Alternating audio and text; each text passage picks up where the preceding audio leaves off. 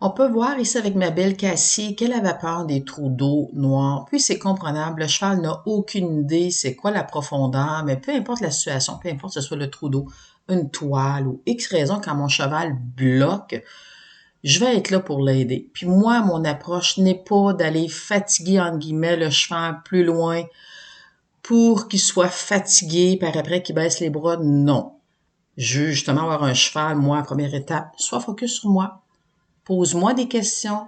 Si je n'ai pas de focus, je peux pas t'aider.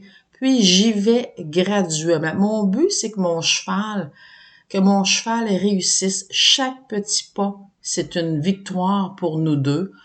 Fait que là, de la façon moi, que je fonctionne, la seule chose que je veux, c'est que va inspecter, va faire ton inspection au lieu de fuir, soit en reculant. Peut voir ici, j'ai juste mis un petit peu de motion avant.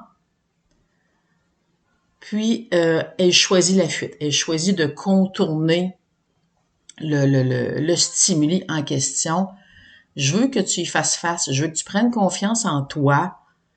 Puis écoute, là, c'est juste un petit résumé. Mes abonnés ont la capsule intégrale qui a peut-être duré là, 10-15 minutes. Mais je vais prendre tout mon temps. Souvent aussi, ce que je vais faire, on va se retirer tout simplement pour changer le fil d'émotion. Après ça, on va revenir. Si c'est trop difficile, on trouve un point de départ en étant là, un petit peu plus loin.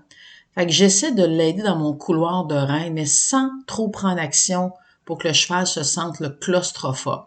Donc, on peut voir ici, je fais une reine, on peut voir qu'il y a de la frustration, elle tire dans mes mains. On ne peut pas tout corriger là, en même temps. Surtout à randonnée, il faut faire attention, ne pas être coincé dans les arbres. Fait qu'aussitôt qu'elle est devant l'obstacle en question, on prend une pause, on peut voir qu'elle est pas bien. Elle regarde à gauche, à droite. Je vais prendre tout mon temps nécessaire. Fait que souvent comme ça, elle a quitté, elle s'est mise à reculer, on est revenu au point initial, à différents endroits là, vis-à-vis le trou d'eau.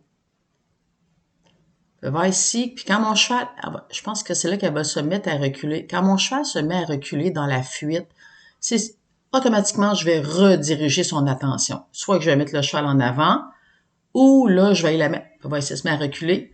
Tout de suite, je la mets dans une autre direction parce que je veux pas la mettre en avant parce qu'en avant, c'est difficile vu qu'il y a le trou d'eau. Puis, on revient comme ça. On va voir ici, j'ai juste mis un petit peu de motion avant. Beaucoup d'approches, retrait. On ne met pas d'émotion. Fait que ça va prendre le temps que ça va prendre. Fait que cette journée-là, je voulais juste qu'elle s'approche, qu'elle arrête d'éviter. Puis je vais arrêter la séance quand elle va juste mettre là, un petit pas en avant, mais surtout quand elle va être plus calme, qu'elle va être fière d'elle.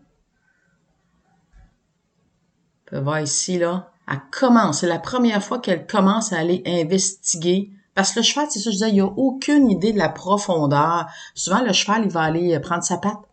Il va aller le bouger pour aller tester, si on peut dire, la profondeur. Parfois, je lui demandais une belle descente d'encolure.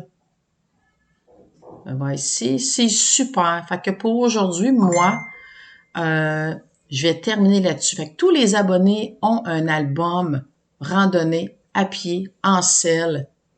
Bye bye, bonne journée.